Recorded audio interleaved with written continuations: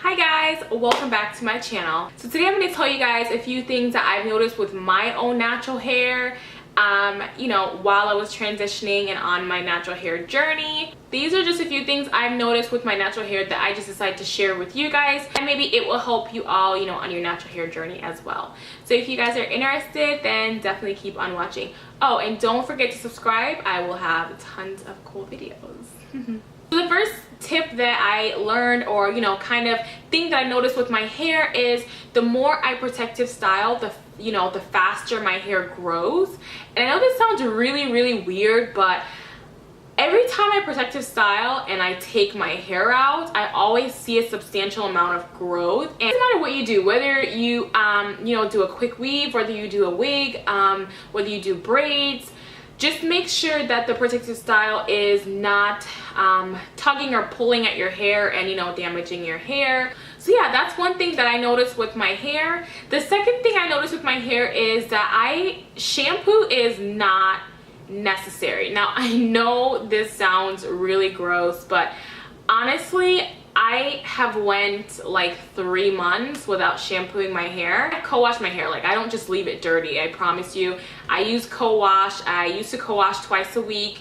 Now I cut it down to once a week. There are naturals that have never used shampoo before and they have healthy, gorgeous hair. Now yes, I do think once in a while you need to clarify your hair, just if you use a lot of products. A really good alternative to shampoos is apple cider vinegar. Really gentle on your hair. It helps to balance the pH of your hair, and it also gets rid of the residue. Shampoo is not necessary. There are other alternatives that you could use. I probably have, I want to say every time I buy a line, I always buy the shampoo with it, just because it looks pretty and I want it to sit next to each other. 10 out of 10, it's still full and I've never used it before. Not every natural hair product is going to work for you. Like, I'm a huge product junkie. There are a few lines that I don't have and I probably will never purchase them. One of which is Carol's Daughter. It never really appealed to me. And I really don't think it would work for my hair. Like, have you guys ever really seen a hairline that you're just like, that will never work for me? That's Carol's Daughter to me. Shea Moisture, I'm 50-50 with Shea Moisture. Like, I cannot use their coconut hibiscus or their raw shea butter, but I can use their Jamaican black castor oil, and I can use their superfruit complex. I wouldn't even waste my money. Like, from a product junkie to you, it makes you feel better when you have a huge closet of just hair stuff. Go ahead and purchase it if it makes you feel better. But 9 out of 10, you will only use 25% of that stuff. Over the time, you're gonna find remedies out of your fridge, out of your cabinet, out of, I don't know, places in your house you've never went, and you're gonna be putting in your hair, and sooner or later you won't even be buying. You'll be making your own stuff at home. You'll be whipping shea butter, you'll be making shampoos. The next thing I've noticed is sleeping with one of these on. It looks really ugly, but I promise you, sleeping with one of these on will definitely help you to retain your length. Do not go to bed without putting this on. You will thank me later, but it really does help. It needs to be silk, not cotton or anything, so that when your hair rubs against it, it doesn't break. But I do not go to bed without this at night. The next thing I noticed is, it kind of goes back to protective styling, but low manipulation is gonna be your best friend. If you're gonna do a twist out, I would do the twist out and I would leave the twist out for 2 weeks or something. I would not continuously do the twist out, because you're just combing your hair and manipulating hair and you're breaking it, and you're just do the twist out and just leave the twist out, and kind of just let your hair relax and breathe. And I do my hair once every week and a half, 2 weeks, and I definitely see a huge difference in my hair. I know it's really tempting to want to go in your hair, but a good idea is just to do it and leave it like that.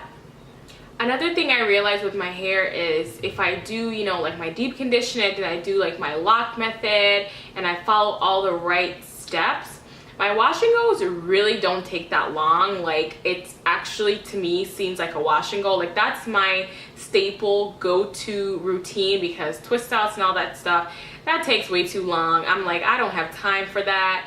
And I know some of the videos you see on YouTube here, it looks like wash and goes are long, but I can tell you, if you wash your hair, you condition, you deep condition, you detangle, you section, you do your lock method, and you get out of the shower and you do your gel, your hair will think you put more time in the before process, and I guarantee you your wash and go process will go so fast. My wash and go takes me like 5 to 10 minutes. And another thing that I realized is my hair loves oil like grapeseed oil, jojoba oil, coconut oil. It just seeps through my hair. Just, I put it on and it doesn't flake my wash and goes. I rub it on my hands, and then in my section, I just, you know, coat it.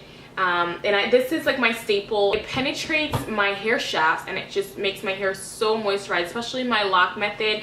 I like to incorporate my grapeseed oil because it helps me. Like I told you guys, I do wash and goes really often, so I kind of like to have that moisture in my hair so that my wash and go is not crunchy or anything like that. One thing that I love to put in my hair is like an egg and honey mask, and sometimes it's like some mayo. My hair loves that. Like, I probably do it like once or twice a year. I don't really do it very often. One, because I hate the smell of eggs. Two, because I always smell it for like 3 days later. And three, because it's really messy. But it's a really good protein treatment, especially if your hair is very damaged. 1 egg or 2 eggs, you know, a tablespoon or 2 of mayo, and some honey for some shine and softness. And I would just put that on my hair and put a cap on and let that baby sit there for an hour and a half or so. Another thing I realized with my natural hair is as it gets longer, the texture starts to change. Right now my hair is super kinky. It's, you know, really coily. As my hair starts to grow, it starts to kind of stretch a little bit more. The coils start to kind of separate a little bit. So when your hair is in like the TWA stage, that might not be what your hair texture looks like as it grows out, and your products might need to change and your techniques might need to change.